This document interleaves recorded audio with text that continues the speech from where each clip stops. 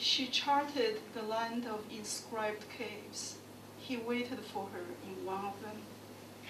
The merchants kidnapped her, brought her to him in ropes. She saw him sitting by a giant statue of herself. He ordered her untied. He recounted their ancient oath of love, begged her to step through a fire of diamond and sapphire to become immortal again. A voice whispered in her ear, "This is only a movie. Now is the time for you to topple the statue and run." She has heard this voice too many times. She walked into the fire. The willow dream. Each time it rains, the hollows fill with water. The willow trees confront distorted faces of themselves. The sky blinds me with such blue as I have not seen since I looked into your cold, amused eyes. You considered my breasts. If I had given a small sign, your thin fingers would have landed there, slender willow leaves drifting on water. I cannot hold myself responsible for your lack of sufficient interest. I put my arms around your brother. His warm lips caress my thoughts to sleep. In the deserted shipyard, he towers over me. His thrusts ring in my ears an echo of ships which will travel to the four seas after being laboriously mended. Your twin sister recites the Odyssey in ancient Greek, tilting her head ever so slightly.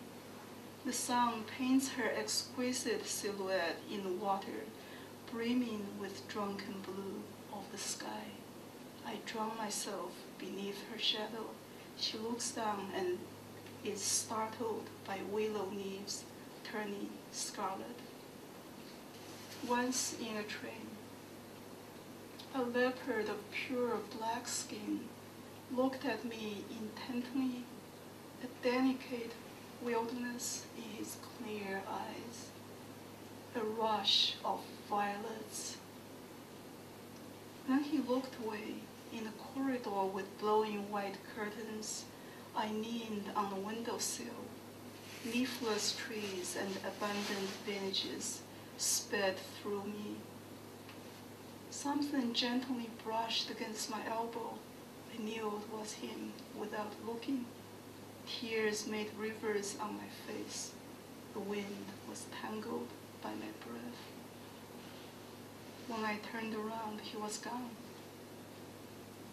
On my white arms, I saw black smudges from the windowsill. Drunken men were singing from some compartment.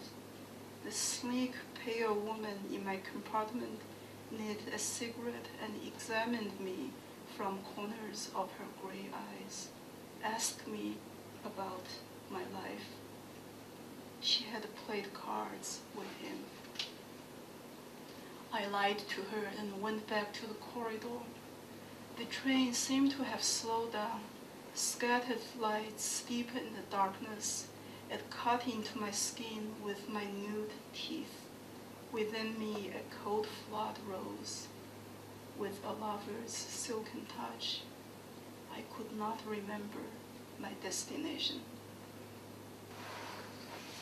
3 lotus ponds.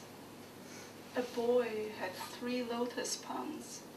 Sky blue bloomed in one, sunrise pink in another, ivory white in the third.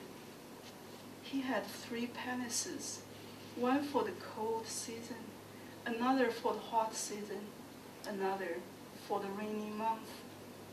Leaning on carved sandalwood panels, he listened to musicians, starry-eyed women plucking strings. Their slender white fingers shone in the mist. One day he left the palace for a walk. He saw a weeping crowd by the Ganges, a corpse on the funeral pile. As it burned, he felt the change within him.